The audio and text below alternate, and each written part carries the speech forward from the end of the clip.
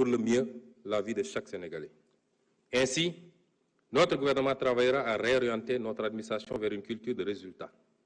Notre priorité, ce ne sera plus combien de milliards ont été dépensés, mais bien l'impact relatif de chaque franc dépensé.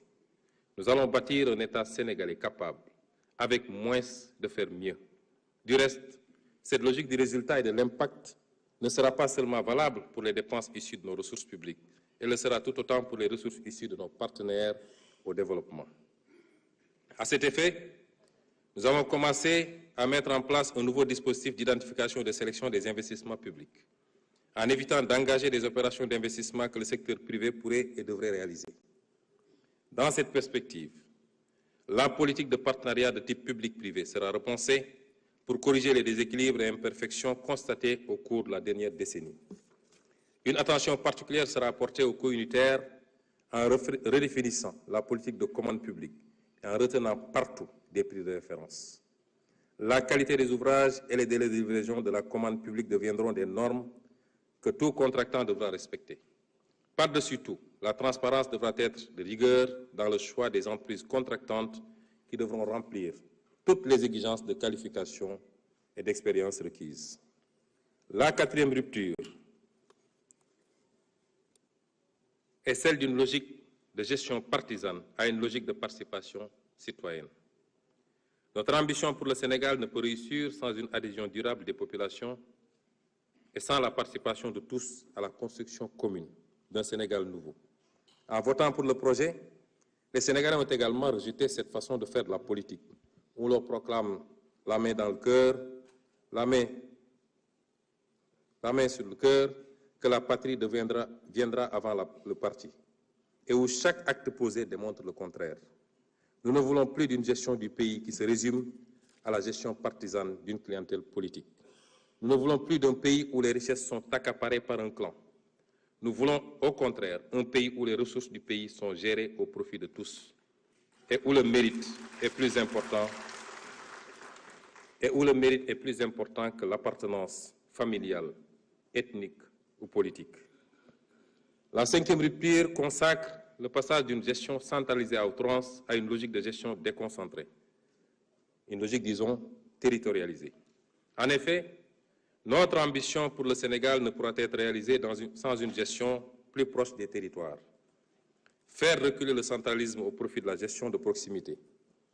Notre action sera dès lors de procéder à de profondes réformes en matière de décentralisation, de fiscalité et de gestion budgétaire, entre autres, afin de libérer le potentiel de nos terroirs. Au sein de ces pôles, les villes épicentres seront au cœur de la nouvelle stratégie. Elles bénéficieront d'investissements conséquents en matière d'eau et d'assainissement, d'électrification, de gestion des déchets, d'infrastructures de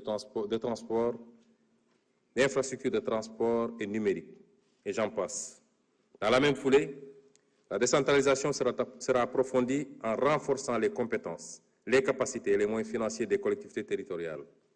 La charte de la déconcentration sera intégralement mise en œuvre afin de rapprocher l'administration des usagers du service public.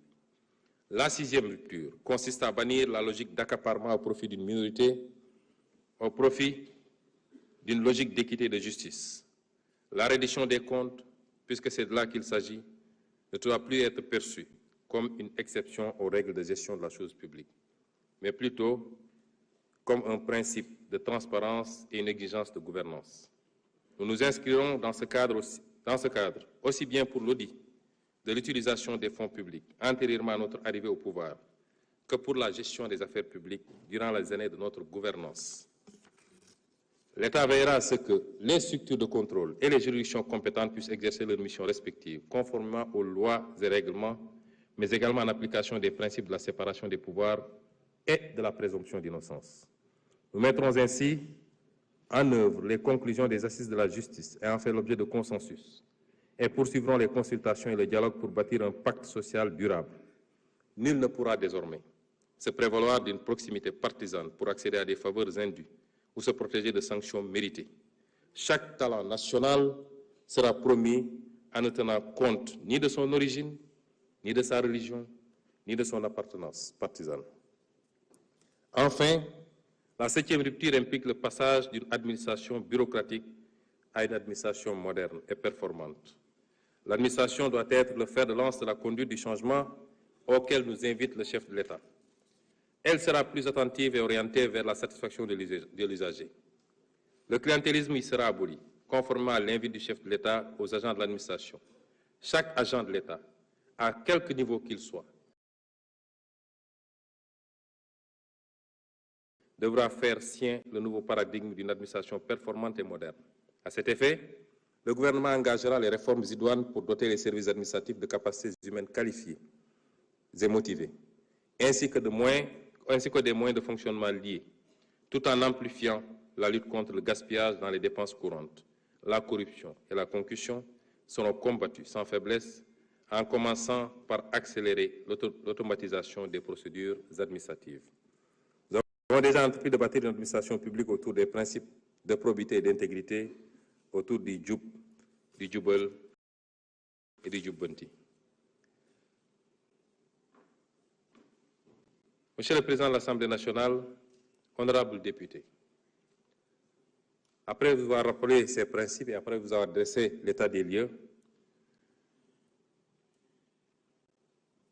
vous avez rappelé les 7 principes qui vont fonder notre logique de rupture. Nous allons faire quelques développements sur le cap 2025-2029. Les ruptures que je viens d'évoquer guideront notre stratégie opérationnelle pour les 5 prochaines années. Pour cela, notre premier devoir est de traduire la vision du chef de l'État de façon concrète, pour qu'elle soit partagée et que chaque Sénégalais soit fier d'en parler, soit fier chaque jour d'y apporter sa pierre.